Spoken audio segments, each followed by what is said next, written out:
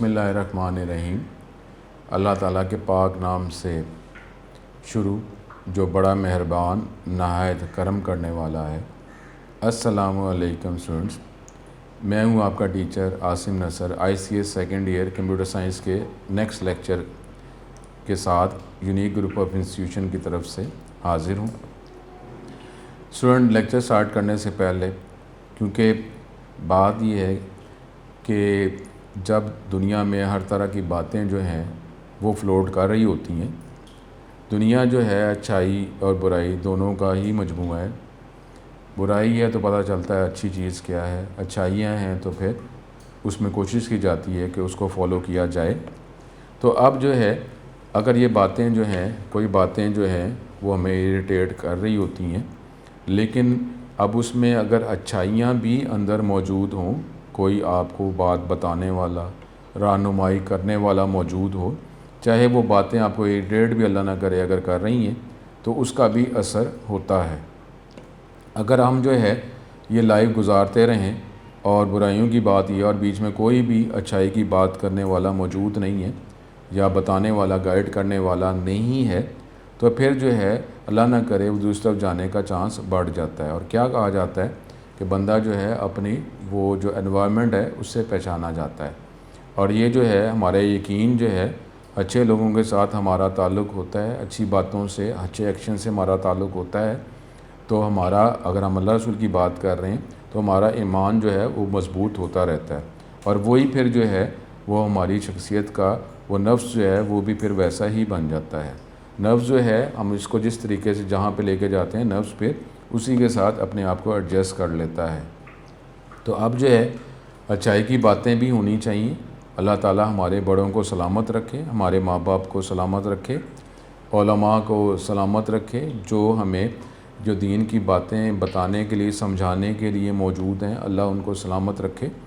तो ये जो बातें जो हैं ये करके अल्लाह के करम से हम ये बातें करते रहेंगे तो इस्लाह की तरफ जो है अल्लाह के रास्ते पे चलना की तौफीक जो है वो बढ़ने का चांस हो जाता है। तो इसलिए सुन यही बात है कि 5 वक्त की नमाज़ पढ़ें, अल्लाह ताला से तौबा इस्तग़फ़ार करें, गुनाहों की माफ़ी मांगें और फिर दुआ करें कि पूरी दुनिया से ये वबा जो है जल्द अज जल्द अल्लाह ख़त्म कर दे और हमें हदायत अता करे, ईमान पे ज़िंदगी और ईमान पे ही मौत अता करे। और फिर ये कुरान पाक पढ़ें, कुरान पाक तर्जुमे से पढ़ें और आगे आपके पास क्योंकि अल्लाह ताला ने वक्त भी प्रोवाइड कर दिया है तो आप जो है कुरान तर्जुमे से पढ़ें, तफसीर से पढ़ें। ये नॉलेज, इल्म जो है ये कभी ख़त्म नहीं होगा। और क्या कहा जाता है कि ये समुंदर, इस तरह के और समुंदर भी अगर आ जाएं तो ये अगर वो ये स्याही बन जाएं तो फिर भी ये इल्म जो है ख़त्म नहीं हो सकता। और ये अभी इस समुंदर जो है ये दुनिया के हिसाब से बात की जा रही है कि दुनिया का समुंदर जो है वही इतना बड़ा है, लेकिन इतने ज़्यादा और समुंदर भी आ जाएं, स्याही भी बन जाए तो फिर ये जो है इल्म ख़त्म नहीं हो सकता, या अल्लाह ताला की जो नेमतें जो हैं उसको हम गिन नहीं सकते। तो अल्लाह ताला ने ही करम करना है, तो अल्लाह ताला की तरफ ही रुजू करें और गिड़गिड़ा कर माफ़ी मांगें, तौबा करें, रोएं कि अल्लाह ताला किससे ये ऐसी कोई गलती हो गई है और ये जिसकी वजह से ये वबा आ गई है। और आगे ये अब बात कर रहे हैं कि ये जो टिड्डियों की बात कर रहे हैं, तो अब ये जो है ये हमने कुरान पाक में पढ़ा नहीं हुआ कि कितनी ये आफ़ात आई कि कभी ये ज़लज़ला आ गया, कभी चीख आ गई, कभी टिड्डियाँ, कभी खून, कभी मेंढक। तो ये क्या कुरान पाक में लिखा नहीं हुआ कि कितनी ज़्यादा आफ़तें आईं? फिर पत्थर जो है बरसाए गए, पत्थरों पे नाम लिखा हुआ है। तो ये सारी चीज़ें जो हैं ये बिल्कुल ज़मीन उल्टा दी गई, वो गारों में जा रहे हैं, वो बिल्डिंग मजबूत बना रहे हैं, तो फिर जो है वो कैसे वो बिल्डिंग बन गई। तो ये जो है अब इस बात को हमें ज़हन में रखना चाहिए। और अब ये नहीं कि जी इसको, और ये भी कहा जाता है कि अल्लाह ताला जो है कई दफ़ा रिज़्क़ में कमी नहीं करता। अब रिज़्क़ में कमी नहीं हो रही और अल्लाह ना करे अगर हम गलत हरकतें कर रहे हैं, कोई गुनाह कर रहे हैं, तो हम ये कह रहे हैं कि रिज़्क़ में कमी तो कोई नहीं हो रही, तो अल्लाह ताला फिर सजदे और तौबा की तौफीक जो है वो ख़त्म कर देता है, तौफीक ख़त्म कर देता है कि तौबा ही नहीं हमसे कही जा रही, हम सजदे ही नहीं हम कर पा रहे, रिज़्क़ आता जा रहा है। तो कहें अगर अल्लाह ताला को अगर कोई गलत बात होती तो अल्लाह मेरे से रिस्क क्यों नहीं ले लेता? नेमतें मुझे दी जा रहा है और मैं नमाज़ें नहीं भी पढ़ा तो फिर भी नेमतें तो मिल ही रही हैं। तो अल्लाह ताला तौबा की तौफ़ीक ख़त्म कर देता है, सजदे की तौफ़ीक ख़त्म कर देता है। तो ये जो है मस्जिदों में जाना अल्लाह जो है रोक देता है। तो फिर हम वहीं पे तो तौबा करनी है, ठीक है, सजदे करेंगे, गिड़गिड़ाएंगे, स्टेप बाय स्टेप ही होता है ना। तो स्टूडेंट 5 वक्त की नमाज़ पढ़ें और अल्लाह ताला से तौबा इस्तग़फ़ार करें। इंशाअल्लाह ताला अल्लाह 70 माओं से भी ज़्यादा प्यार करने वाला, करम करने वाला है। लेकिन हमने ज़िंदगी अल्लाह ताला के कानून के मुताबिक ही गुजारनी है, तो फिर ही आगे कोई बात हम कर सकते हैं।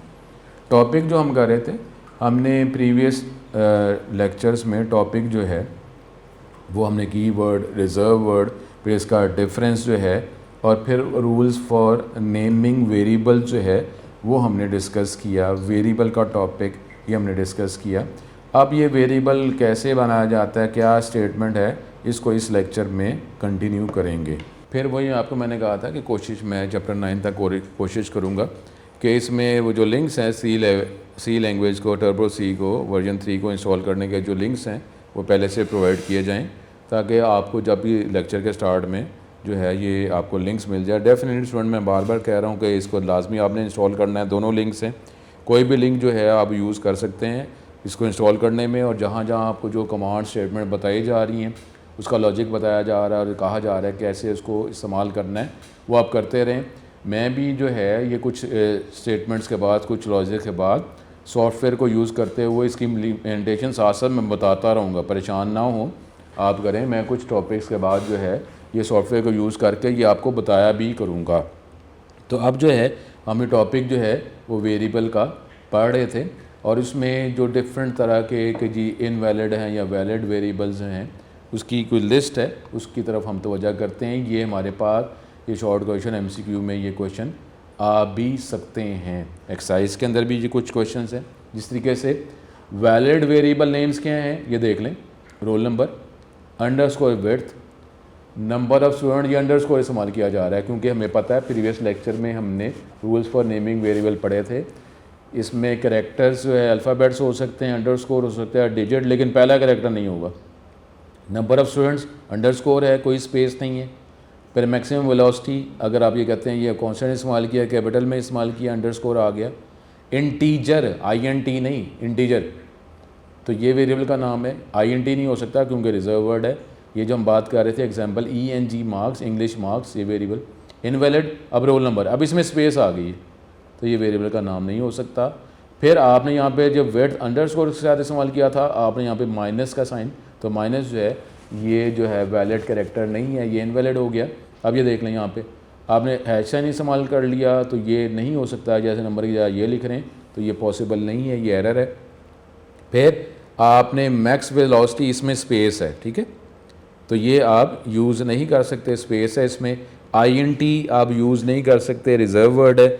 ENG डॉट, तो डॉट जो है ये स्पेशल कैरेक्टर में है, ये आप यूज़ नहीं कर सकते। फिर जो हमारे पास जो है एक्सरसाइज के भी इस तरह एक्सरसाइज को भी सॉल्व किया जा रहा है साथ साथ। आइडेंटिफायर इनकम जो है वैलिड है, टोटल मार्क्स इनवैलिड है, स्पेस है, ये आप यूज़ नहीं कर सकते। डबल, ये आप यूज़ इनवैलिड है, C का रिजर्व वर्ड है, आप यूज़ नहीं कर सकते। एवरेज स्कोर, ये आप यूज़ नहीं कर सकते, अंडरस्कोर इस्तेमाल नहीं किया, माइनस यूज़ किया, इनवैलिड है, माइनस सिंबल को अलाउ नहीं किया गया। फिर रूम, लेकिन आपने ये हैश साइन जो है ये स्पेशल कैरेक्टर है, ये आप यूज़ नहीं कर सकते। फिर आपने ये अंडरस्कोर एरिया, ठीक है, वैलिड है। नंबर ऑफ़ स्टूडेंट जो है वैलिड है। लॉन्ग जो है ये इस्तेमाल नहीं कर सकते क्योंकि रिजर्व वर्ड है, यूज़ नहीं किया जा सकते। आइटम बिल्कुल ठीक है। मैक्स स्पीड जो है ये आपने अंडरस्कोर इस्तेमाल किया है, ठीक है, कांस्टेंट के लिए है, ये आप यूज़ कर सकते हैं। ये इनवैलिड वैलिड जो है इस तरीके से शॉर्ट क्वेश्चन MCQ में क्वेश्चंस भी आ सकते हैं। तो ये सारी चीज़ें जो हैं रूल्स फॉर नेमिंग वेरिएबल को ज़हन में रख कर ही इसका आंसर आप इजीली दे सकते हैं। उसके बाद जो है हमारे पास ये वेरिएबल को कैसे, अब इसका टॉपिक हम देखते हैं कि वेरिएबल अगर हमने डिक्लेयर करना है, बनाना है तो कैसे किया जाता है, इसका लॉजिक क्या है। In C programming variables which are used later in different parts of the functions have to be declare, पहले आप उसको डिक्लेयर बनाना पड़ता है। वेरिएबल डिक्लेरेशन जब एग्जैक्टली इस टॉपिक की बात करते हैं तो उसके अंदर दो चीज़ें शामिल होती हैं। वेरिएबल डिक्लेरेशन कंपाइलर को दो इन्फॉर्मेशन प्रोवाइड कर रहा होता है ये स्टेटमेंट वेरिएबल डिक्लेरेशन की। क्या? एक है वेरिएबल का नाम जो आप नाम रखना चाह रहे हैं, और फिर वही रूल्स फॉर नेमिंग वेरिएबल, ये आप टॉपिक को कंसिडर करेंगे तो वेरिएबल का नाम रखेंगे। और दूसरी चीज़ जो बताते हैं वो type of data the variable will hold, कि किस किस्म का डाटा जो है वेरिएबल होल्ड कर सकता है, इसमें आप स्टोर कर सकते हैं। दो चीज़ें जब आप वेरिएबल को डिक्लेयर करते हैं तो कंपाइलर को ये दो चीज़ों का पता चलता है, या आप दो चीज़ें उसको प्रोवाइड करते हैं, फिर आप उसको यूज़ कर सकते हैं। There are two ways of declaring variable in C programming language, एक प्राइमरी टाइप डिक्लेरेशन और एक यूज़र डिफाइंड टाइप डिक्लेरेशन। यानी क्या मतलब है, कुछ ऐसी टाइप्स हैं जो एनवायरनमेंट के अंदर पहले से डाटा टाइप्स प्रोवाइड की गई हैं, जो मेन टाइप्स हैं आप उसको डिक्लेयर करना चाह रहे हैं, उस टाइप का वेरिएबल बनाना चाह रहे हैं, या अपनी ही कोई टाइप आपने बना दी है उसको डिक्लेयर करना चाह रहे हैं। हमारे लेवल पे प्राइमरी टाइप डिक्लेरेशन हमारे सिलेबस में शामिल है कि जो टाइप जो है जो पहले से बताई गई हैं तो उन बताई हुई टाइप्स को ही हम यूज़ करेंगे। अपनी टाइप भी हम बना सकते हैं, वो नेक्स्ट डिग्री में करेंगे, ठीक है। तो अब जो है a declaration of a variable is where a program says that it needs a variable. Declaration का मतलब है प्रोग्राम का वो जगह जहाँ पे आप बताते हैं कि वेरिएबल की ज़रूरत है। For our small programs place declaration system statements between the two braces of the main method, कि ये नॉर्मली जब हम वर्किंग करते हैं प्रोग्राम्स, अभी चैप्टर 13 से पहले तो वेरिएबल जो भी हम बनाएंगे ना तो ये मेन के जो ये डिलिमीटर हैं, ब्रेसेस हैं, इसके अंदर ही बनाया जाएगा। और ये मैंने आपको पहले भी बताया था, आगे भी मैं आपको ये बताता रहूँगा कि नॉर्मली जो है, क्योंकि क्लियर स्किन की स्टेटमेंट जो है वो बुक में अगर नहीं है, चैप्टर 8 में नहीं है, वो हम पढ़ चुके हुए हैं और आपको ये बताया है। मैं आगे भी इसी तरीके से हमारे प्रोग्राम चलेंगे कि वेरिएबल जब आपने बनाना है, डिक्लेयर करना है, तो स्टार्टिंग ब्रेसेस के बाद ही वेरिएबल आप बनाएंगे, उसके बाद क्लियर स्किन और आगे जो वर्किंग वैल्यू स्टोर करवानी है तो आप करेंगे। तो इसका मतलब है मेन का जो ब्लॉक जब स्टार्ट करेंगे तो ब्लॉक के स्टार्ट में ही वेरिएबल जो बनाने हैं वो आप बना देंगे।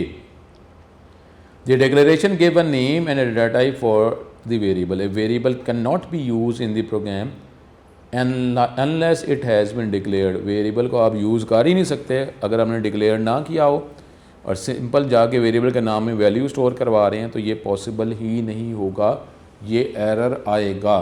तो ये जो है ये हमारे पास जो स्ट्रॉन्गली टाइप लैंग्वेज है, वेरिएबल की टाइप आपको बतानी पड़ती है, वेरिएबल बनाना पड़ता है, फिर ही आप वेरिएबल को यूज़ कर सकते हैं इस सी लैंग्वेज के एनवायरनमेंट में।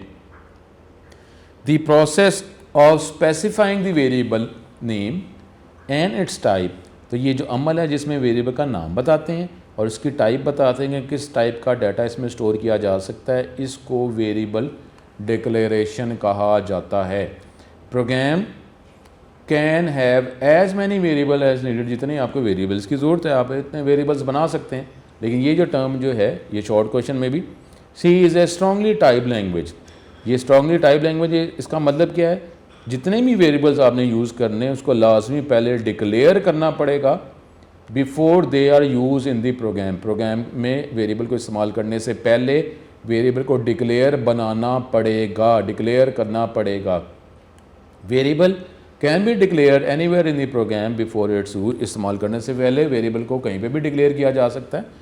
लेकिन हमने बात की है स्ट्रक्चर प्रोग्रामिंग लैंग्वेज और अनस्ट्रक्चर प्रोग्रामिंग लैंग्वेज, तो उसमें ये है कि एक सीक्वेंस में ही प्रोग्रामिंग की जाती है, स्टेटमेंट की जाती है। तो बेटर ये होता है कि जब ब्लॉक स्टार्ट होता है तो ब्लॉक के अंदर जो वेरिएबल बना लें, स्टार्ट में बना लें ना, फिर आप उसको यूज़ करते रहें। तो ये तुम्हारा अच्छा भी लॉजिक होता है, बजाय इसके कि वेरिएबल एक बनाया, उसको यूज़ कर लिया, फिर दोबारा वेरिएबल बनाया, फिर उसको यूज़ किया, तो ये क्या सीक्वेंस रहेगा। तो हमें वेरिएबल को डिटेक्ट करना ही, मैंने कहाँ कहाँ वेरिएबल बनाए हैं, पूरे प्रोग्राम में स्प्रेड ही आपने किया हुआ है, तो ये बेटर अप्रोच नहीं होती। तो नॉर्मली वेरिएबल्स को प्रोग्राम के स्टार्ट में, ब्लॉक के स्टार्ट में ही बना दिया जाता है, उसके बाद उसको यूज़ करते रहें आप, ठीक है। तो लेकिन एनवायरनमेंट की तरफ से एरर नहीं है, कन्वेंशन है कि उसको टॉप पे ही बनाया जाता है। अब उसमें कैसे, the variable declaration provides information to the compiler about the variable. Compiler uses the declaration to determine how much memory is needed for each variable.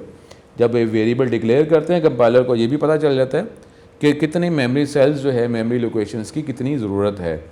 Different types of data require different amount of memory. जिस type का variable बनाएंगे उस हवाले से different वो memory location require करेगा, utilise करेगा। ये हमें नॉलेज होगा, या अगर लेक्चर्स में पता चल जाएगा तो फिर हम उसको, क्योंकि डिज़ाइनिंग भी तो होती है ना, डिज़ाइनिंग में कोशिश की जाती है कि जितनी मेमोरी रिक्वायर है उतनी ही मेमोरी यूज़ की जाए। अब प्रोग्रामिंग जो है, प्रोग्रामिंग के साथ एक एफिशिएंट प्रोग्रामिंग की टर्म भी आ गई है कि यानी ये नहीं कि प्रोग्राम बना दे सर ठीक है, मैंने ये प्रोग्राम 10 वेरिएबल्स बना दिया, मैंने 5 वेरिएबल्स बनाया। एफिशिएंसी जो है ये भी एक फैक्टर आ चुका हुआ है। एफिशिएंसी का मतलब है फास्ट रिस्पॉन्स, और उसमें डिफरेंट मेथड्स यूज़ किए जाते हैं जिससे यूज़र को, जो प्रोग्राम चला रहा है, जिसने प्रोग्राम बनाने को, बनवाने को कहा था, बनाने को कहा था, तो उसका रिस्पॉन्स जो है, उसको फीडबैक आंसर जो है वो भी जल्दी मिले। तो इसके लिए एफिशिएंट प्रोग्रामिंग होती है, और एफिशिएंट प्रोग्रामिंग के लिए ये सारी चीज़ें मैटर करती हैं कि जी वेरिएबल जो हैं कम इस्तेमाल किए जाएँ, ठीक है, मेमोरी जो है, स्टोरेज वक्त के साथ साथ बढ़ती जा रही है तो वो भी किया जाए। लेकिन अब करंट जो है वो हम प्रोसेसिंग की बात करते हैं कि प्रोसेसिंग जो है कम से कम की जाए, लेकिन फिर भी जब आप बड़े प्रोग्राम की बात करते हैं तो ज़्यादा मेमोरी रिक्वायर होती है, तो ज़ाहिर है मेमोरी भी अगर बच जाती है तो इसमें क्या अर्ज़ है।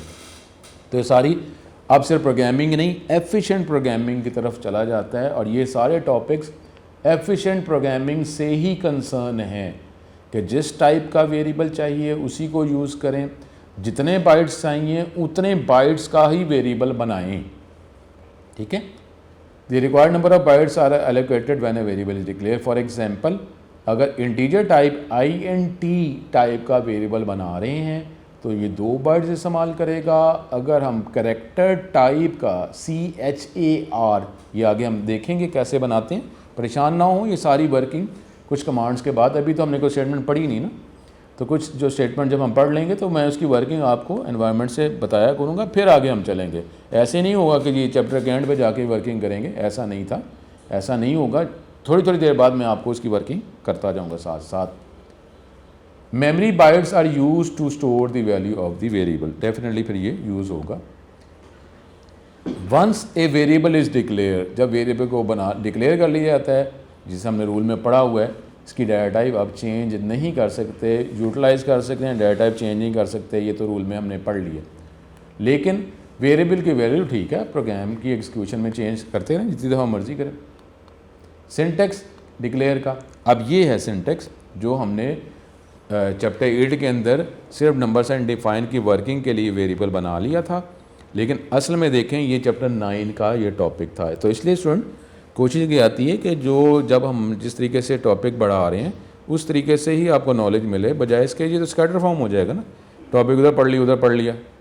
तो इसलिए जो है क्वेश्चन जो हैं कोशिश करें कि क्वेश्चन जो टॉपिक कर रहे हैं उससे रिलेटेड करें। और अब जो है अब आप इंस्टॉल कर चुके हुए, तो अब आप ये जो वर्किंग हो रही है वर्किंग बस आप करते रहें, कोई ऐसा प्रॉब्लम नहीं है। इसके साथ अटैच होना, जब पढ़ना है तो फिर पढ़ाई के साथ जुड़ना भी तो है ना, यानी हम पढ़ें भी ना, लेक्चर्स जब एज ए वीडियो जो है वो आप देख लें, मोबाइल भी आप यूज़ कर रहे हैं या बार बार जो है वो लेक्चर को ब्रेक कर रहे हैं, आप कभी अपने बेडरूम में या बेड पे बैठ के आप देख रहे हैं, सारे लोग बैठे हुए हैं, घर के डिफरेंट फैमिली मेम्बर्स हैं और आप लेक्चर सुन रहे हैं, ऐसा नहीं होता। जब आप क्लासरूम में जाते हैं, फिज़िकल क्लासरूम में, तो टीचर क्या करता है, टीचर खामोश है कि खामोशी से लेक्चर की तरफ तवज्जो करें।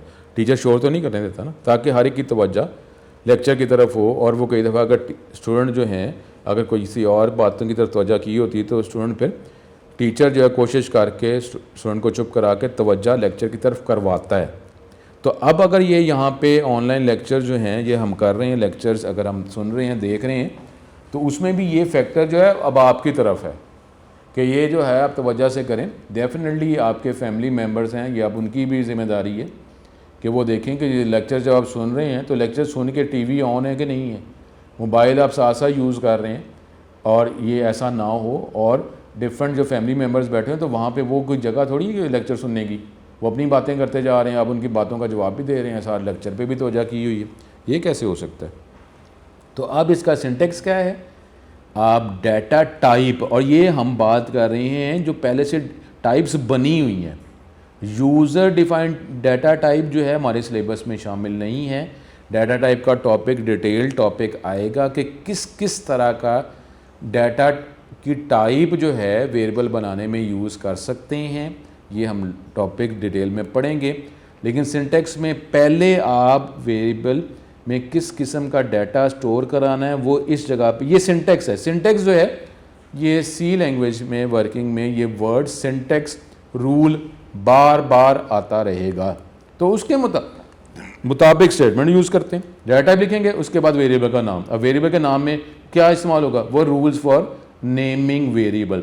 और डाटा टाइप क्या होगा, जो प्री डिफाइंड डाटा टाइप्स हैं जो एनवायरनमेंट ने प्रोवाइड किए हैं उसमें से कोई टाइप इधर लिखेंगे और रूल्स फॉर नेमिंग वेरिएबल के हवाले से वेरिएबल का नाम इस स्पेस के बाद लिखेंगे, इतनी ज़्यादा स्पेस नहीं, एक स्पेस देनी है।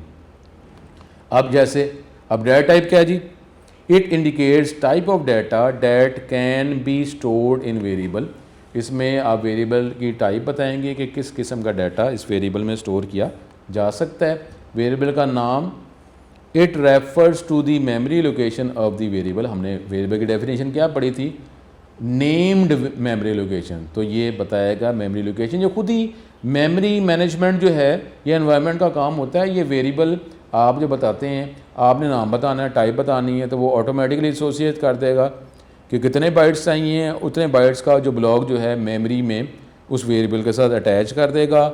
अब उस मेमोरी लोकेशन को एक्सेस करने के लिए वो वेरिएबल का नाम यूज़ करते रहेंगे बस, ठीक है। मेमोरी मैनेजमेंट जो है एज ए प्रोग्रामर एंड जो हमारी अगली डिग्री में देखेंगे। तो इसलिए ये सारे टॉपिक्स अगर आप गौर करें कि यहाँ पे अब जो बातें की जा रही हैं उसमें इस डिग्री की भी और अगली डिग्री, क्योंकि देखें मेरे मुताबिक इंटर लेवल के जितने भी टॉपिक्स हम पढ़ रहे हैं वो अगली डिग्री में ईच एंड एवरीथिंग डिटेल में हमने पढ़नी है और आगे इन्हांसमेंट भी होनी है। ज़ाहिर है ये फीचर्स तो जो हमने पढ़ लिए हैं ये तो होने ही होने, और आगे जो है वर्किंग में जब फीचर्स बढ़ते रहते हैं ना तो हमारी भी फीचर्स, हमारी रिक्वायरमेंट बढ़ेंगी। जब रिक्वायरमेंट बढ़ेंगी तो मज़ीद हम एनवायरनमेंट टॉपिक थ्योरीज जो हैं स्टेटमेंट्स की अंडरस्टैंडिंग लेंगे और उसको प्रोग्राम का पार्ट बनाते रहेंगे और यहीं से फिर हम एफिशिएंसी की तरफ चले जाएंगे। अब इसमें हमारे पास different examples, different types of variables are declared as follows. ये मुख्तलिफ एग्जांपल्स हैं। अब ये स्पेस है बीच में, आपने INT और मार्क्स लिखा, इसका मतलब है मार्क्स वेरिएबल का नाम है। रूल्स फॉर नेमिंग वेरिएबल को फॉलो करके हमने वेरिएबल बनाया, उसका नाम है मार्क्स और इसकी टाइप है INT। इसमें न्यूमेरिक टाइप ऑफ डाटा रखा जा सकता है लेकिन इसमें डेसिमल पॉइंट नहीं होगा। मैंने और दूसरा कहा था कि नॉर्मली हर स्टेटमेंट के एंड पे सेमीकोलन लगाना है, स्टेटमेंट टर्मिनेटर, तो हमने लगा दिया ये एग्जांपल। उसके बाद ये एक और एग्जांपल, हमने वेरिएबल का नाम रखा है एवरेज, स्पेस है बीच में, ठीक है, ये स्पेस है। एवरेज वेरिएबल का नाम है और इसकी टाइप क्या है, फ्लोट। इसका मतलब है इसमें भी न्यूमेरिक डाटा आप रख सकते हैं लेकिन इसमें डेसिमल पॉइंट भी स्टोर करवाया जा सकता है।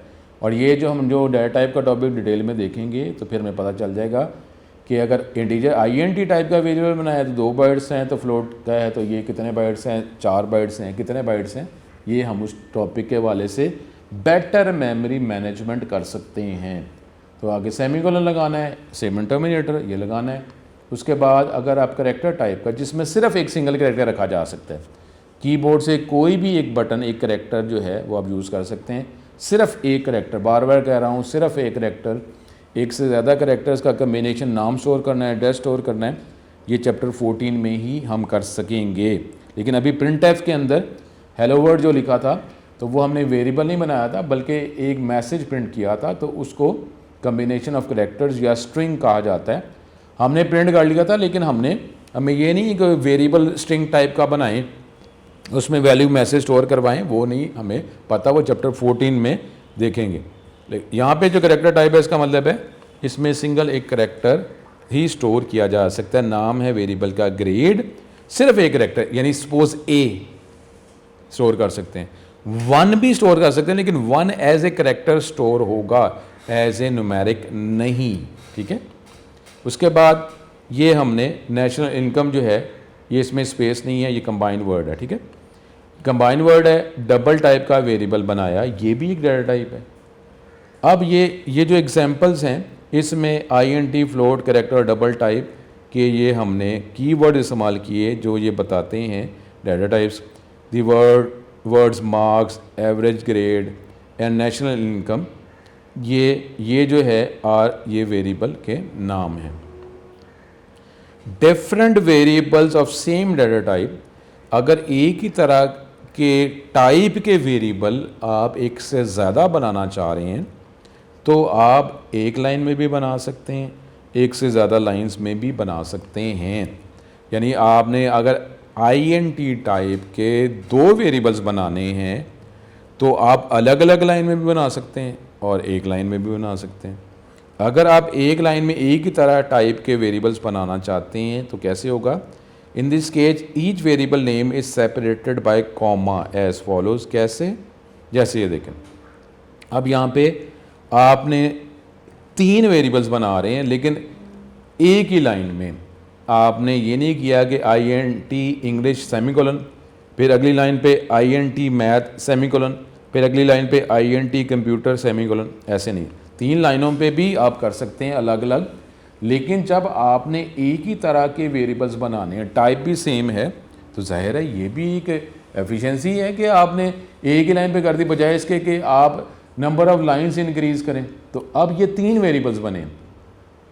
अब जब भी वेरिएबल का नाम होता है तो उस लाइन के शुरू में जो वर्ड होता है वो टाइप को रिप्रेजेंट करता है। ENG वेरिएबल का नाम है, इस लाइन के शुरू में क्या लफ्ज़ लिखा हुआ है? INT, तो ये इंटीजर टाइप का न्यूमेरिक वैल्यू, डेसिमल पॉइंट नहीं होगा। मैथ वेरिएबल का नाम है, कॉमा लगाएंगे बीच में सेपरेटर, लाइन के शुरू में क्या लिखा हुआ है? INT, तो ये जो है मैथ INT टाइप का वेरिएबल बना है।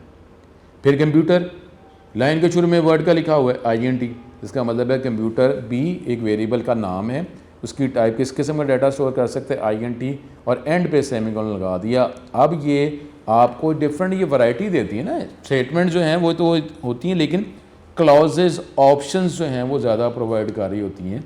तो अब ये देख लें 32 कीवर्ड हैं लेकिन उसके अंदर डिफरेंट हमारे पास अब वैरायटी आ रही है। तो वैरायटी जो है उसका फ़ायदा क्या होता है? कीवर्ड जो है वो तो कम है लेकिन उसको डिफरेंट वैरायटी में जब यूज़ करते हैं तो उससे पावर बन जाती है।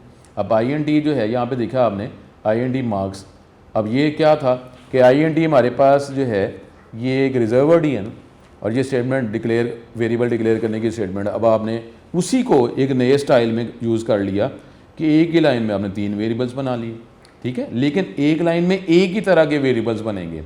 ये नहीं हो सकता कि आप जो है फ्लोट टाइप का भी बना लें कॉमा लगा के। अब आप कहेंगे मैं फ्लोट टाइप, तो अब क्या कहा था कि लाइन के शुरू में जो टाइप वर्ड होता है वो उसकी टाइप को रिप्रेजेंट कर रहा होता है, ठीक है। तो इसकी डिफरेंट जो है जब आगे मैं वर्किंग में करके भी बताऊंगा तो उसमें भी हम ये देख लेंगे।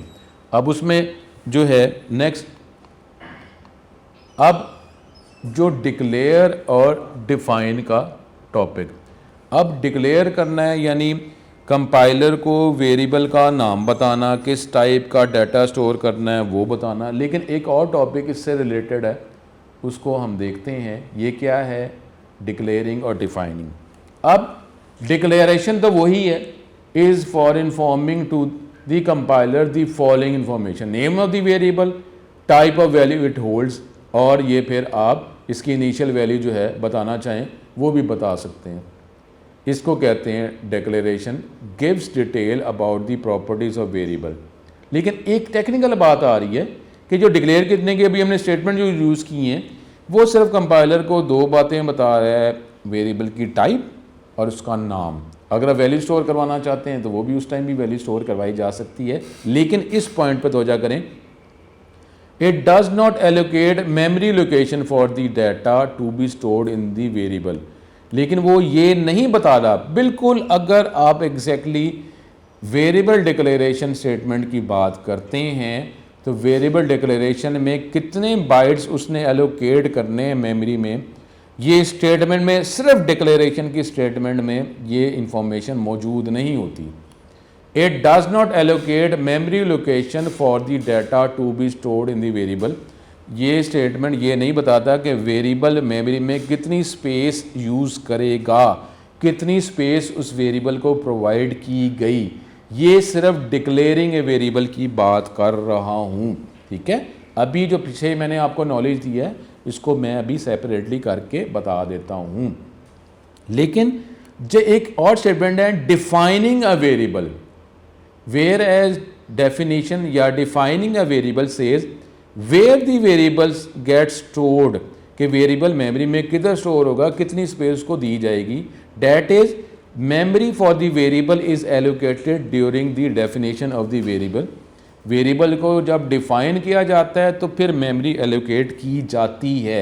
यानी डिक्लेयरिंग और डिफाइनिंग दो अलग अलग टर्म्स टॉपिक हैं, टॉपिक्स अलग अलग हैं, ठीक है। सिर्फ टॉपिक पे तो क्या करना है, डिक्लेयरिंग अलग टॉपिक है, डिफाइनिंग अलग टॉपिक है।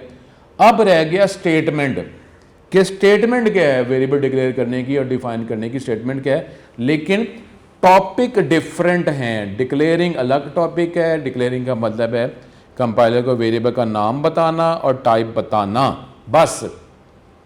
डिफाइनिंग जो है वो स्टेटमेंट से पता चलता है कि कितने बाइट जो है मेमोरी में एलोकेट किए जाएंगे, इस वेरिएबल के साथ एसोसिएट किए जाएंगे। वेरिएबल डेफिनेशन जो है वो डिफाइन करती है, बताती है, specifies the name and type of the very as well as allocates the memory location to store the data in the variable. इसके अलावा वो इजाफी तौर पर वो मेमोरी एलोकेशन भी करती है, जो मेमोरी जो बाइट्स हैं वो भी उस वेरिएबल के साथ एसोसिएट कर देती है। ये स्टेटमेंट वेरिएबल डेफिनेशन डिफाइनिंग, ठीक है। तो अब ये डिक्लेयरिंग और डिफाइनिंग दो अलग अलग टर्म्स हैं, ठीक है। डिक्लेयरिंग वेरिएबल का नाम बताना, टाइप बताना, लेकिन जब आप वेरिएबल को डिफाइन करते हैं तो नाम और टाइप भी बता रहा है और साथ ये भी बता रहा है कि कितने बाइट जो हैं मेमोरी को दिए जाएंगे, कितने बाइट जो है एलोकेट किए जाएंगे, ठीक है। तो ये बात हम देखते हैं। लेकिन अब सी लैंग्वेज जितना हमारा सिलेबस शामिल है, जितना हम जिस लेवल पे हमने जाना है, सी लैंग्वेज में डेफिनीशन वेरिएबल को डिफाइन करना और डिक्लेयर करना for a variable takes place at the same time. एक ही कमांड के ज़रिए वेरिएबल डिक्लेयर भी हो जाता है और डिफ़ाइन भी हो जाता है, हमारे लेवल की बात कर रहा हूँ। अदरवाइज़ ये अलग अलग तरीक़ों से इसको डिक्लेयर डिफ़ाइन किया जा सकता है, लेकिन हमारे लेवल पे, हमारे सिलेबस पे डिक्लेयरिंग और डिफ़ाइनिंग एक ही स्टेटमेंट की एक ही तरीके से हम कर लेंगे। हमारे पास ये अलग अलग वेरिएबल डिक्लेयर करना और डिफ़ाइन करना, ये अलग अलग हमारे सिलेबस में शामिल नहीं है, ये नेक्स्ट ही आप देखेंगे। That is there is no difference between declaration and definition, इसमें कोई फ़र्क नहीं है हमारे लेवल के वाले से, ठीक है। In C language variable declaration and variable definition are not specified separately, अलग अलग नहीं होता, एक ही स्टेटमेंट से हो जाता है। Variable definition is automatically performed when A variable is declared, ये ध्यान में रख लें। जब आप वेरिएबल आप डिक्लेयर करते हैं तो वेरिएबल को डिफ़ाइन यानी मेमोरी भी उस वेरिएबल के साथ एसोसिएट एलोकेट कर दी जाती है, ठीक है। It means that variable declaration also allocates the memory required by the variable to store data. Variable declaration जो है उसी स्टेटमेंट के ज़रिए मेमोरी, जितने मेमोरी बाइट्स रिक्वायर हैं वो एलोकेट भी कर दिए जाते हैं, ठीक है, जिसमें वो आप फिर यूज़ करते हैं, डाटा वैल्यू स्टोर करते हैं। For example consider the following declaration, कैसे, ये अब INTA ये आपने किया। अब इसमें अगर आप ये करते हैं, ये जो स्टेटमेंट हमने INTA यूज़ की है, अब ये जो स्टेटमेंट है इससे वेरिएबल A डिक्लेयर भी हुआ है। डिक्लेयर का मतलब क्या था, वेरिएबल का नाम बताना, वेरिएबल का नाम क्या A और टाइप बताना, जो प्री डिफाइंड टाइप्स है INT, ये हमने किया, वेरिएबल डिक्लेयर हो गया। और इसी स्टेटमेंट यही स्टेटमेंट जो है ये, क्योंकि ये नॉलेज मौजूद है, क्योंकि प्री डिफाइंड डाटा टाइप्स हैं जो पहले से बनी उसको हम यूटिलाइज़ कर रहे हैं, तो ये इन्फॉर्मेशन मौजूद है कि जब इंटीजर टाइप का वेरिएबल बनाएंगे तो 2 बाइट्स एलोकेट करने हैं। इसी स्टेटमेंट से वेरिएबल डिक्लेयर भी हो गया और डिफाइन भी हो गया, ठीक है। तो अब जो है सेकेंडरी लेवल पे डिक्लेयरिंग और डिफाइनिंग एक ही स्टेटमेंट है, उसी की मदद से हम एक ही स्टेटमेंट की मदद से वेरिएबल डिक्लेयर भी हो जाता है और डिफ़ाइन भी हो जाता है। उसके बाद अब ये डिक्लेयरिंग और डिफाइनिंग में क्या फ़र्क है। Here the information such as the variable name a and data type INT which is sent to the compiler which will be stored in the data structure। Data structure जो एक list है कि कौन कौन से जो है आपने वेरिएबल्स बनाए हैं, सिंबल टेबल, उसमें ये लिस्ट शो कर दी गई कि वेरिएबल का नाम ए और टाइप इंटीजर। लेकिन साथ ही साथ along with this a memory of size 2 bytes depending upon the type of compiler. लेकिन हमारे लेवल पे जो हम कंपाइलर यूज़ कर रहे हैं उसमें 2 बाइट्स की ही बात करेंगे। तो 2 बाइट जो है वो एलोकेट भी कर दिए गए इन मेमोरी, एसोसिएट कर दिए गए। कहाँ किए गए वो हमारे पास इस लेवल पे ये कंसर्न नहीं है। बस मेमोरी मैनेजमेंट क्योंकि एनवायरनमेंट की जिम्मेदारी है, 2 बाइट्स मेमोरी जो है ये वेरिएबल ए जो है उसको प्रोवाइड कर दी गई और इसमें आप इंटीजर टाइप का डाटा जिसमें डेसिमल पॉइंट नहीं होता आप स्टोर कर सकते हैं। 2 बाइट्स मेमोरी भी इस वेरिएबल ए को प्रोवाइड कर दी गई। अब variables can also be defined in multiple line instead of on the same line. जैसे अब इसका क्या है, ये डाटा टाइप आप लिखेंगे वेरिएबल 1, ठीक है, फिर उसके बाद अगली लाइन पे आप जिस तरह एक लाइन पे करें मल्टीपल लाइन्स पे आप कर लें।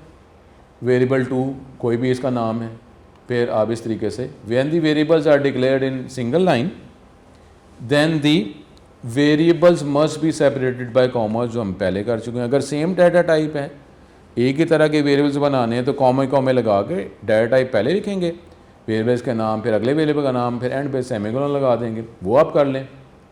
All declaration statement must and with A semicolon, ठीक है।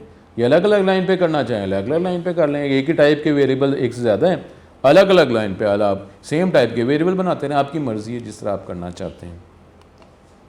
अब उसके बाद वेरिएबल को इनिशियलाइज़ करने का टॉपिक जो है वो हम देखते हैं।